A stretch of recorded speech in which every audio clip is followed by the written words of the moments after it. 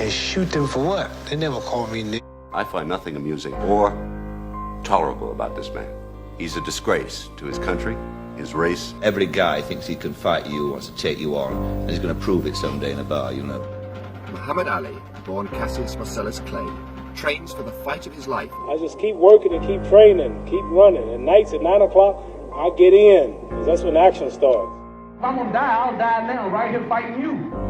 If I'm gonna die, you my enemy. I'm out to break Floyd Patterson's record. Cassius Clay goes into the record book with Corbett, Tunney, and Braddock as another who brought off one of the great upsets in the heavyweight history. It is befitting that I leave the game just like I came in, beating a big, bad monster who knocks out everybody and no one can whoop him. If I recall correctly, you said you were the people's champion? Yes, sir. Do you think that you're acting like a people's champion? You know my new name, Why do you want to say Cassius Clay when Howard Cosell and everybody is calling you Muhammad Ali? Then why you got to be the one of all people? My name is Muhammad Ali, and you will announce it right there in the center of that ring after the fight if you don't do it now. No, Clay was not my name. It was a slave name. And I'm no longer Clay, I'm no longer a slave, so now I'm Muhammad Ali. How do you stand now with the possibility of going to jail? Oh, I don't know. I'm just waiting any day now. It was here in Miami that Clay took the world title 2 years ago. I shook up the world! I shook up the world! His ranting and raving have all made him unpopular. He is hero now to few. From the Olympics with the medal to your own hometown, did this make you a very big man in your own hometown? Did it completely change your life? Made me popular for a few days, but I wanted to do something good with it. I took my gold medal, thought I'd invented something. I said, man, I know I'm going to get my people freedom there. I'm the champion of the whole world, the Olympic champion. I know I can eat downtown now. And I went downtown that day, had my big old medal on, and went to restaurants. At that time, black things wasn't integrated. The black folks couldn't eat downtown. The lady said, we don't serve niggas. And I had to leave that restaurant in my hometown where I went to church and served in their Christianity and fought, and daddy fought in all the wars. Just wanted to go medal. They couldn't eat downtown. I said, something's wrong. I'm going to fight not for me, but to uplift my little brothers who are sleeping in concrete floors today in America. Boxing is just to introduce me to the struggle, but my main fight is for freedom and equality, and this is what I plan to do in boxing. He has wisdom from outside the boxing world, which he has come here to share with us tonight. Here's Professor Muhammad Ali. I use my image to help or do all I can to stop a lot of trouble among our own people fighting and killing each other. If I'm gonna die, I'll die now, right here fighting you. If I'm gonna die, you my enemy. You my opposer when I want freedom. You my opposer when I want justice. You my opposer when I want equality. And you want me to go somewhere and fight, but you won't even stand up for me here at home. This is a CBS News special report. But government casualties now are put at 200 dead, wounded, or missing. At home, protests against the war persisted. Peace groups staged marches in many cities. Tell me, champ, would you have been prepared to go into the army if it hadn't been for the Vietnam War? No, under no conditions do we take part in wars and take lives of other humans. And I will say here boldly now on television, no, I will not go 10,000 miles to help murder and kill. I find nothing amusing or interesting or tolerable about this man. He's a disgrace to his country, his race, and what he laughingly describes as his profession. He will inevitably go to prison, as well he should. If I recall correctly, you said you were the people's champion? Yes, sir. Do you think that you're acting like a people's champion? Yes, sir. He is sentenced to 5 years in prison and fined $10,000, the maximum penalty for the offense, which is a felony. While fighting imprisonment for his stand, Ali was also stripped of his title, denied a license to fight in the United States, and denied a visa to go overseas to fight. He was in a much tighter financial bind than most were aware of. The subject changed so many times in that long sentence that I'm going to talk for a second now. How do you stand now with the possibility of going to jail? Any day now. As you know, the heavyweight champion of the world has just made his decision. He has rejected induction into the United States military forces. It is also his personal choice at this time to issue no statements, to talk to no one, though he has consented to sit here before this camera with this reporter. He has issued a written statement, however. He has taken the action that he has taken based upon his personal convictions and with a full realization of the possible consequences. When Ali's championship title was taken from him, he found friendship in Howard Cosell, who stood like few against Ali detractors and gave his support. No people gain freedom until some have to die, some lose their wealth, some give up money. Although faced with extreme opposition, Ali never wavered.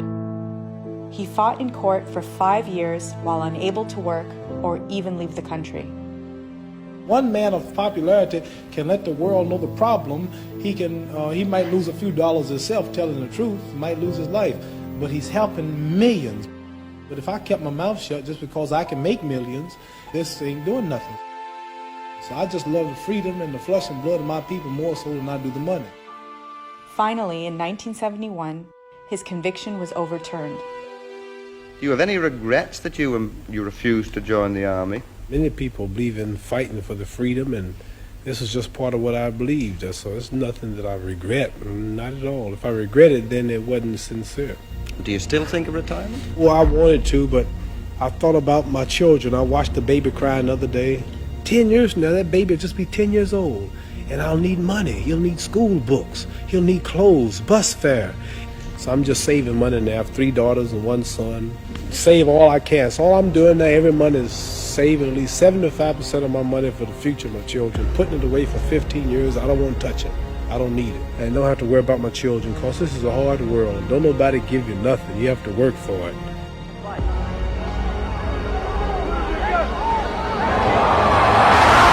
And now Ali is behaving like the old Ali. One more knockdown in this round, the fight is automatically over. Bonavina is running. If he goes down again, it's over! Ali is the knockout winner at 2 minutes and 3 seconds by my unofficial clock of the final round. Larry, I'd like you to explain why you've been crying. You know, so I really respect Ali a whole lot. It hurt you to punish him that way, didn't it? I feel that he fought one of the baddest heavyweights in the world today, and you cannot take credit from him. Obviously, the things that you're going through now, would you like to comment on that? Well, I have what they call Parkinson's syndrome. It causes a tremor in your hands and affects the speech. So all that over talk, I'm the greatest, I have to slow down. It seems to bug other people more than it does you. When I sit and talk to you, you seem to be fine with the speech and everything. Sometimes. It don't bother me, but I hope it gets better. Yeah. We're all praying for you. I'm just going to show you a picture, and you can react to it any way you want to. You can't talk.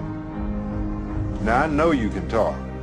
You talk to me, you talk to Lonnie, you talk to Howard. On this day, he didn't want to talk. In his kitchen, away from the microphone, Ali explained that he didn't want people to feel sorry for him, didn't want to be pitied, didn't want people to say, poor Ali, he fought too long. He still has no regrets about what boxing did to him because of what boxing has done for him. Ali, touch it. Well, sometimes he does that. He'll just start sleeping, but he'll have these flashbacks, and it's like nightmares. His face will twist up like he's boxing, and he'll throw punches at people. And he does it at night sometimes. Sometimes I have to get out of the bed. Whenever he starts snoring heavily, I have to get out of the bed because I know it's going to start. Right. So when he starts, what's the next round? So he's not putting on when he's starting. This actually happens. And the doctor told us not to really try to wake him if that does happen, because he might end up with a heart attack because it might frighten him. So I don't. I just get up and move. That's the hard part. You have to sort of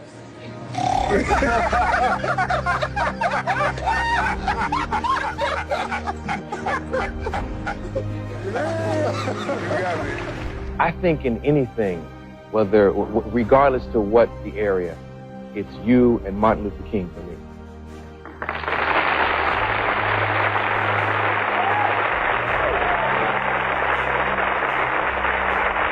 It would take forever for me to tell you why, but you made a young man believe that he could do anything. So that's why you're very special to me. It's hard to believe. All the years. Everything that's passed between us. It's so hard to believe. And so memorable.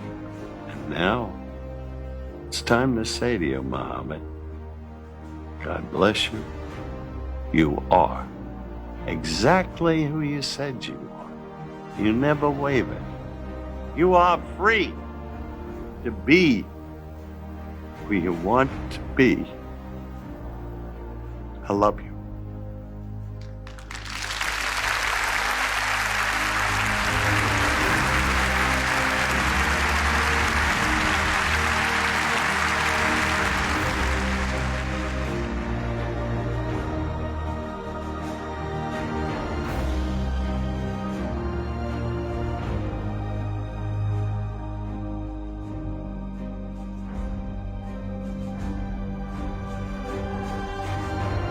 This is a hard world. Don't nobody give you nothing. You have to work for it. It is befitting that I leave the game just like I came in, beating a big bad monster who knocks out everybody and no one can whoop him.